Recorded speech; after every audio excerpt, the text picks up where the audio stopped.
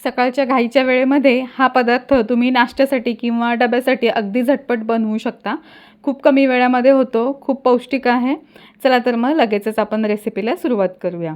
त्यासाठी एका वाटीने मी मोजून घेतलेला आहे बारीक रवा. बारीक रवा जितका घेतला आहे त्याच्या निम्मं आपल्याला घालायचं आहे यामध्ये दही आणि यामध्ये अर्धी वाटी इतकं पाणी घालून घेतलेलं आहे आणि हे बघा सगळं असं छान एकत्र करून घेतलेलं आहे. आता हा रवा असंच आपण एक 10 मिनिट तरी भिजत ठेवूया. यावरती झाकण ठेवायचं आहे आणि 10 मिनिटं भिजत ठेवतोय. तोपर्यंत भाज्यांचं कटिंग करून घेऊया.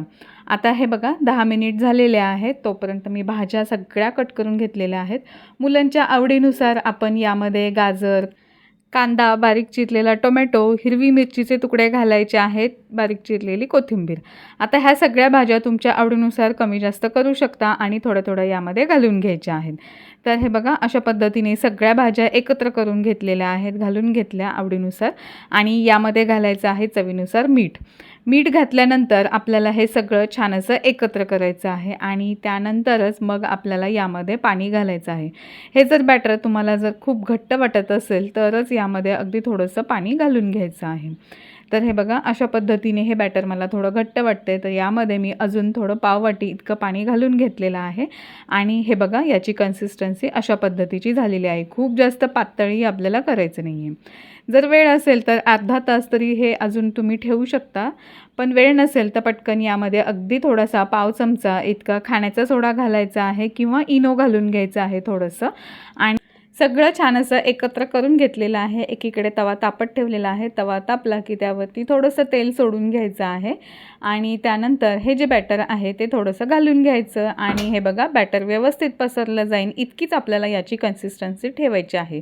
खूप जास्त पातळ बॅटर असेल तर हे उत्तप्पे तव्याला चिकटले जातात. तर हे बघा अशा पद्धतीने हलकंसं मी जाडसरच पसरवून घेतलेलं आहे. खूप जास्त पातळही पसरवायचं नाही.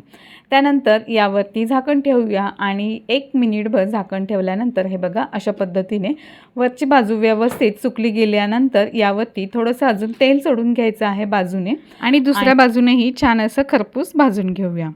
तर हे बघा अशा पद्धतीने दुसऱ्या बाजूनेही हे पलटवून घेतल्यानंतर अशा पद्धतीने मस्त असं खमंग खरपूस असे भाजून घेतले.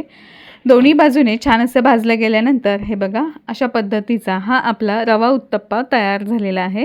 हिरव्या चटणीसोबत खायला खूप मस्त लागतो आणि सकाळच्या घाईच्या वेळेत अगदी चटणीही नसेल तरीसुद्धा हा असाच उत्तप्पा खायला खूप छानच लागतो.